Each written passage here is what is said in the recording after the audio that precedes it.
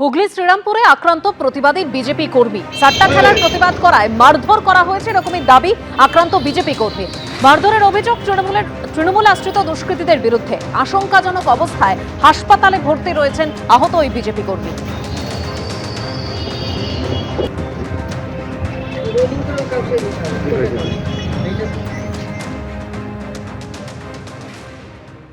রাস্তা তৈরির কাজ শেষ হয়নি, তার আগেই উঠে যাচ্ছে পিচ। আর এই নিয়ে এলাকাবাসী চূড়ান্ত ক্ষুব্ধ।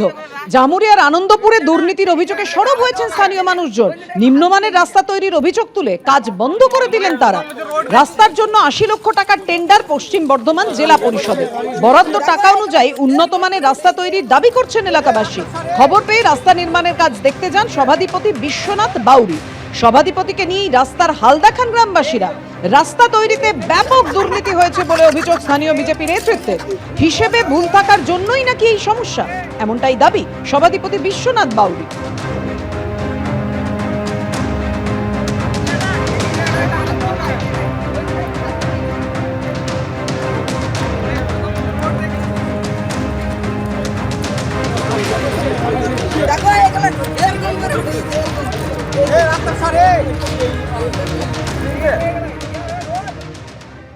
আজকে বারুইপুরে অভিষেক বন্দ্যোপাধ্যায় সভামঞ্চে একটি র্যাম্প তৈরি করা হয়। কি কারণে এই র্যাম্প, সেই র্যাম্পের বিশেষত্ব ব্যাখ্যা করতে গিয়ে অভিষেক বন্দ্যোপাধ্যায় বলেন, এই র্যাম্পে আজ ৩ জন ভূতকে হাঁটাবো।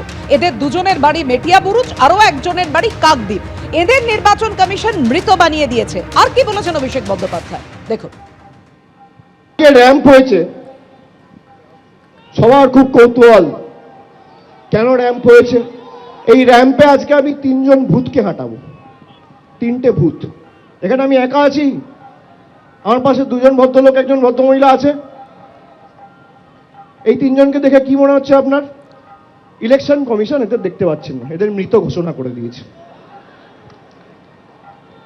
এই জন্য আমি র্যাম্প বানিয়েছি। আর এরকম 3-4টে কেস না, খালি দক্ষিণ 24 পরগনা জেলায় 24 জন রয়েছে যারা জীবন্ত বহাল তবিয়তে রয়েছে, কিন্তু এদের দেখিয়ে দিয়েছে মারা গেছে।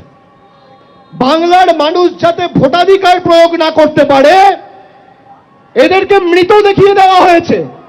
দিল্লি আগামী দিন তৃণমূল যাবে, বিজেপির দালালরা তৈরি থাকো। ভ্যানিশ কুমার তৈরি থাকো, তৃণমূল দিল্লিতে যাবে। অভিষেক বন্দ্যোপাধ্যায় যে 3 জনকে আজকে র্যাম্পে হাঁটিয়েছেন, অভিষেক বন্দ্যোপাধ্যায় তিনি বলেছেন এসআইআর এর যে খসড়া তালিকা সেখানে তাদেরকে মৃত দেখানো হয়েছে এবং তার জবাব এসেছে কমিশনের তরফে। সূত্রের যা খবর, সংশ্লিষ্ট জেলা নির্বাচনী আধিকারিকদের থেকে রিপোর্ট চেয়ে পাঠিয়েছেন সিও। ভুলভ্রান্তি হতে পারে, তবে তার সংখ্যা খুব কম। রিপোর্ট এলে বিএলওর বিরুদ্ধে ব্যবস্থা গ্রহণ করা হবে। এটা খসড়া তালিকা, এত ট্রান্সপারেন্সি আছে, একটাও রিপোর্ট আসেনি, জানালেন রাজ্যের মুখ্য নির্বাচনী আধিকারিক মনোজ আগরওয়াল।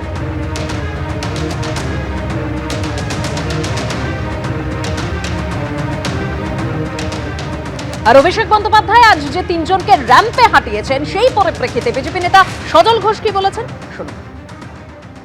যে 3 জনকে উনি দেখিয়েছেন, সে 3 জন সম্বন্ধে এক্ষুনি আমি মন্তব্য করব না, কারণ বিহারে রাহুল গান্ধী, তেজস্বী যাদবরা এরকম অনেক মৃত জীবিত দেখিয়েছিল, পরে সেগুলো সবকটাই নির্বাচন কমিশন ক্ল্যারিফাই করে দিয়েছেন। তা সত্ত্বেও বলছি, যদি ভুল হয় সেটা দুর্ভাগ্যজনক। এই দুর্ভাগ্যজনক ভুল যাতে না হয় তার জন্য সংশোধনের টাইমও আছে। অতএব ওই রাজনীতির রঙ্গমঞ্চে ফ্যাশন শোর ক্যাটওয়াক নামক ড্রামা তিনি বন্ধ করুন। তার যদি বক্তব্য থাকে সেগুলো স্পেসিফিক করুন। আর ওই খিচমেরি ফটো মার্কা রাজনীতি বাংলার মানুষ অনেক দেখে নিয়েছে, ওসব দেখিয়ে লাভ হবে না। এসআইআর কি তুমি ওই যে 3 জনকে দাঁড় করে থামাতে পারলে? থামাতে তো পারোনি। গত পরশুদিন আসলে ওকে আঙুল তলি দিয়ে নির্বাচন কমিশন গেট আউট বলে গলা ধাক্কা দিয়ে তাড়িয়েছে। পশ্চিমবঙ্গের মানুষ আগামী 26 ওকে তাড়াবে। প্রথম রাউন্ড সেমিফাইনালে एसआईआर থেকে বাদ চলে গেছে 58 লাখ। ये तो पहले झांकी है, अभी काशी मथुरा बाकी है। 14 ফেব্রুয়ারি দেখবেন তৃণমূল বলছে আমরা ভোটে লড়বো না, ভোটার লিস্ট